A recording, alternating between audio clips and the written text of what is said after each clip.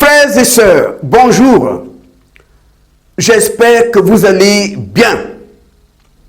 On voit certaines personnes partager cette vidéo.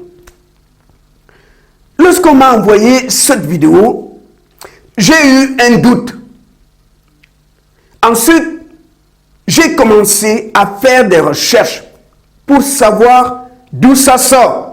Frères et sœurs, écoutez-moi bien. La dîme, c'est une alliance avec l'Éternel. Celui qui ne la donne pas, il vole Dieu. Amen. Si je veux que le ciel me tombe dessus. Mon Dieu. Frères et sœurs, il s'agit tout simplement d'un sketch, une mise en scène qui a été faite par des kémites. Frères et sœurs, vous connaissez les kémites. Ces gens qui disent que l'avenir de l'homme noir se trouve dans le culte des ancêtres.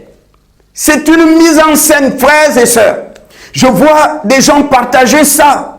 Le sketch a été fait par des kémites pour dénoncer la dîme dans les églises.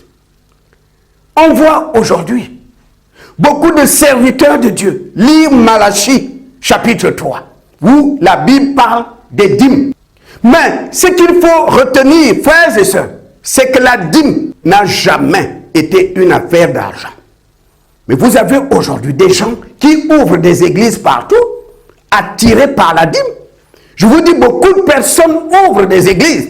Regardez dans nos quartiers, des églises poussent partout comme des champignons. Ces gens sont attirés par la dîme. Ces gens sont attirés par l'argent, par la dîme et les offrandes.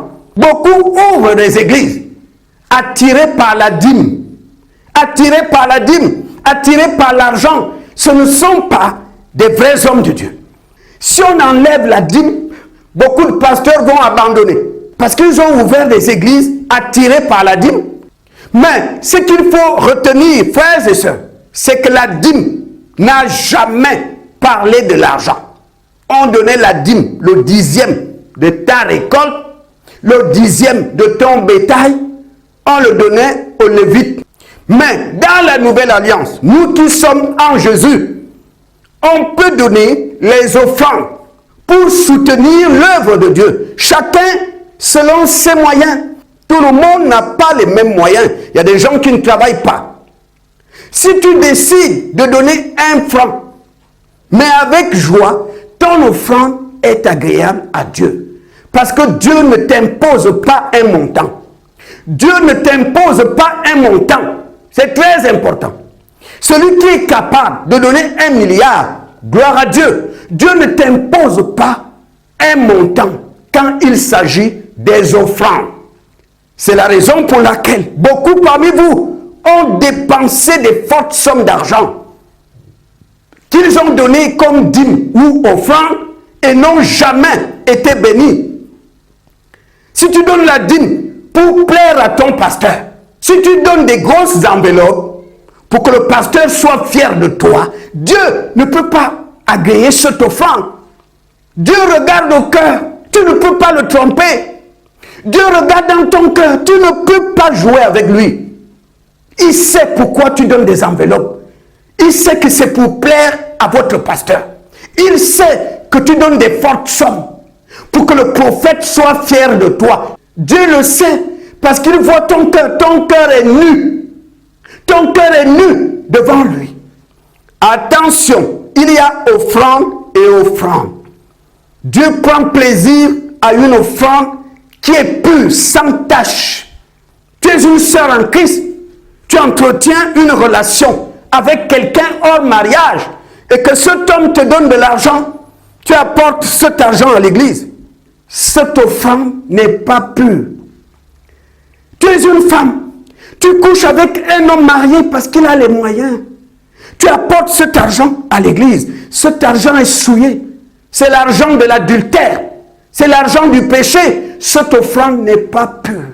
Dieu sait ce que tu as fait pour avoir cet argent.